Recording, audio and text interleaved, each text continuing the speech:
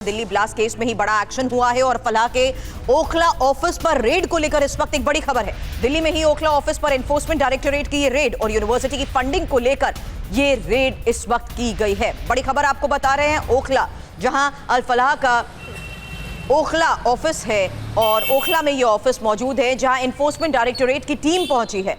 और बड़ी खबर आ रही है जहां आपको बता दें अल फलाह के ही अलग अलग ठिकानों पर जिस तरीके से एक्शन जारी है। फिलहाल यूनिवर्सिटी की फंडिंग को लेकर हो रही रेड के बारे में और जानकारी के साथ हमारे सहयोगी जितेंद्र इस वक्त हमें ज्वाइन कर रहे हैं। जितेंद्र, अब किस तरीके से मामले की जांच को देखते हुए यहां पहुंची है टीम?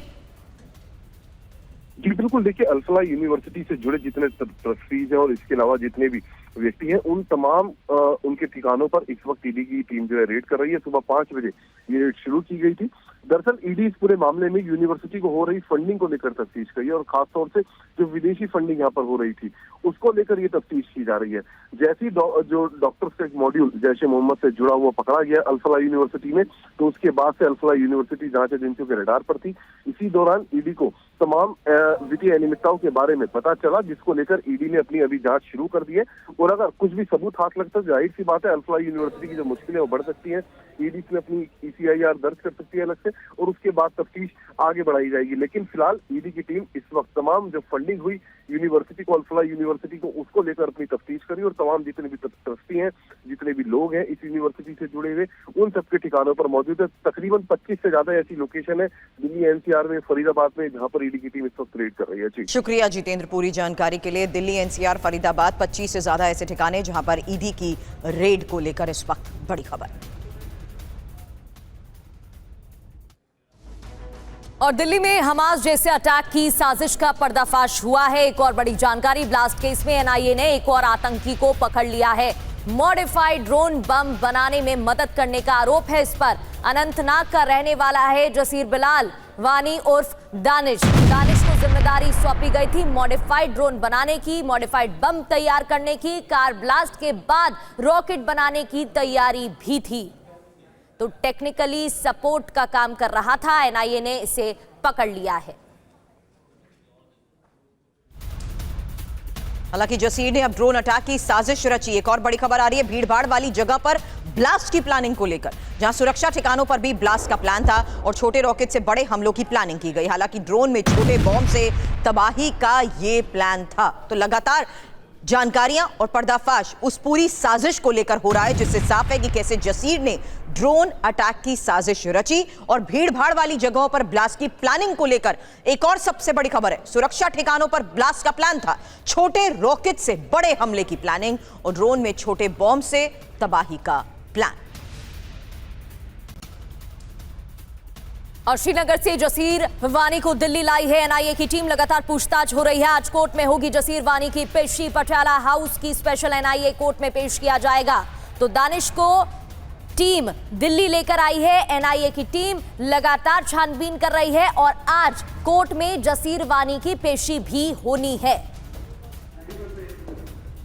पूरे मामले में छानबीन जारी है। नए सुराग मिल रहे हैं। ये वही दानिश है जो मॉडिफाइड ड्रोन बम बनाने का काम कर रहा था। धमाके के बाद भी प्लानिंग थी कि तैयार किया जाएगा एक और बम। जसीर वानी को दिल्ली NIA की टीम लाई है। मॉडिफाइड हथियार बनाने की जिम्मेदारी इसके पास थी। टेक्निकली सपोर्ट कर रहा था आतंकी दानिश।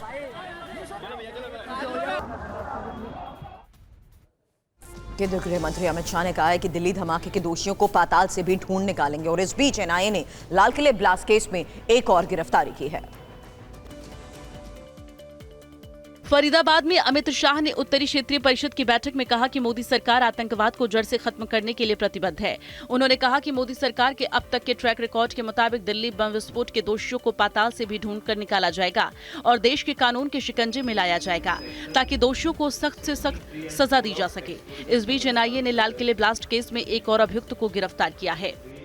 NIA ने जसीर बिलाल वानी उर्फ दानिश को जम्मू कश्मीर के श्रीनगर से गिरफ्तार किया है।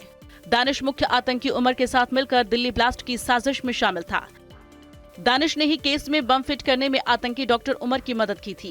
दानिश ड्रोन में बदलाव करके उन्हें हमलों के लिए तैयार करने और रॉकेट बनाने जैसे तकनीकी कामों में मदद करता था। दानिश अनंतनाग जिले के कांजीगुंड इलाके का रहने वाला है। दानिश को एनआईए की टीम दिल्ली लेकर पहुंची है। आज पटियाला हाउस कोर्ट में उसे पेश किया जाएगा। दिल्ली ब्लास्ट को अंजाम देने वाले जैश आतंकी उमर को लेकर एक नई खबर सामने आई है। अब तक की जांच से सुरक्षा एजेंसियों को लगता है कि आतंकी उमर एक शू बॉम्बर हो सकता है। जांच एजेंसियों को ब्लास्ट स्पॉट से आतंकी उमर की i20 कार में ड्राइविंग सीट के नीचे से राइट फ्रंट टायर से एक शूज बरामद हुआ है। इस शूज में एक मेटल नुमा सब्सटेंस मिला है। माना जा रहा है कि इसी से लाल किला ब्लास्ट को अंजाम दिया गया था। दिल्ली ब्लास्ट में अमोनियम नाइट्रेट के साथ TATP एक्सप्लोजिव का भी इस्तेमाल किया गया था। TATP के ट्रेसेस ब्लास्ट स्पॉट पर टायर और शूज से भी बरामद किए गए हैं। तो दिल्ली ब्लास्ट केस में एक्शन, जहां अल फलाह के ओखला ऑफिस पर रेड की। अब से थोड़ी देर पहले TV9 ने आपको खबर बताई। जितेंद्र हमारे सहयोगी ने हमें बताया दिल्ली NCR और फरीदाबाद में किस तरीके से ओखला ऑफिस से फिलहाल ये खबर है, जहां ईडी की रेड जारी है और यूनिवर्सिटी की फंडिंग को लेकर हो रही है ये रेड। पुनीत हमारे सहयोगी इस वक्त हमें सीधे तस्वीरों के साथ ज्वाइन कर चुके हैं। संभव हो तो क्या सीधी तस्वीरें इस वक्त दिखा पाएंगे आप पुनीत, और क्या जानकारी किस तरीके से मामले की इन्वेस्टिगेशन को देखते हुए इस वक्त दिल्ली की ओखला ऑफिस पर ईडी की टीम पहुंची है? देखिए, दिल्ली में लाल किला के ठीक सामने हुए ब्लास्ट के बाद जो तमाम तार थे वो सीधे अल फलाह यूनिवर्सिटी से जुड़े थे। अल फलाह यूनिवर्सिटी वो जगह थी जहां पर दिल्ली ब्लास्ट की साजिश रची गई, जहां से विस्फोटकों का इंतजाम किया गया और जहां ये मुख्य 4 आतंकी थे वो वहां पर प्रैक्टिस करते थे, पढ़ाते थे। आप देखेंगे कि इस पूरे मामले में ये क्लियर हो गया कि फंडिंग हो रही थी विदेशों से इस पूरे नेटवर्क को, और उस फंडिंग के तार कहीं ना कहीं अल फलाह यूनिवर्सिटी के हेड ऑफिस से भी जुड़े हुए हो सकते हैं। और यही वजह है कि ईडी ने साफ कर दिया था कि अब जल्द से जल्द इनके तमाम जो दस्तावेज हैं उसको खंगाला जाएगा, और इसके साथ ही जो ईडी कहां से पैसा पूरी फंडिंग हो रही थी, इन तमाम चीज़ों की जांच के लिए ईडी जो है वो कागजों को देखेगी। तो फिलहाल सुबह 5 बजे से ये अल फलाह यूनिवर्सिटी का जामिया का हेडक्वार्टर है और यहीं पर हेड ऑफिस में यहाँ पर सुबह 5 बजे से रेड चली है। इसके साथ ही अल फलाह यूनिवर्सिटी से जुड़े हुए तमाम अलग अलग संस्थान हैं, वहाँ पर भी 25 जगहों पर लगातार रेड चली है। सामने आपके तस्वीर है कि किस तरीके से जो अधिकारी हैं, जो पुलिसकर्मी हैं, जो पैरामिलिट्री फोर्सेस है, उसको भी यहाँ पर तैनात कर दिया गया है। फिलहाल गाड़ियां आपको ईडी की अंदर दफ्तर के नजर आ रही है। तो सुबह 5 बजे से अलग अलग जगहों पर ये रेड है, 25 जगह वो इस वक्त जारी है और तमाम दस्तावेज जो हैं उनको इस वक्त इकट्ठा किया जा रहा। 20 लाख रुपए की फंडिंग की गई थी शाहीन शाहिदा को, और उसने जो विस्फोटक इस्तेमाल करने के लिए इन पैसों का इंतजाम किया था। इसके अलावा जो 2 गाड़ियां थी वो भी खरीदी गई थी। तो ये तमाम जो पैसा है वो कहां से आया, फंडिंग किस तरीके से हो रही थी और यूनिवर्सिटी किन चीजों पर इनमें शामिल है, तमाम चीजों की जानकारी के लिए फिलहाल जो ईडी की रेड है वो इस वक्त अल फलाह यूनिवर्सिटी में जारी है। विदेश से भी तार जुड़ते हुए नजर आए फंडिंग को लेकर, क्योंकि शाहीन भी कई बार विदेश जा चुकी है, 3 बार पाकिस्तान भी जा चुकी है, थाईलैंड भी जा चुकी है। अब जब यहाँ रेड हुई है तो इस बारे में कोई अपडेट? बिल्कुल, देखिए, पाकिस्तान, टर्की और इसके अलावा बांग्लादेश से तार जुड़ते हुए नजर आ रहे हैं और ये साफ हो चुका था कि शाहीन शाहिदा को मोटी फंडिंग की जा रही है।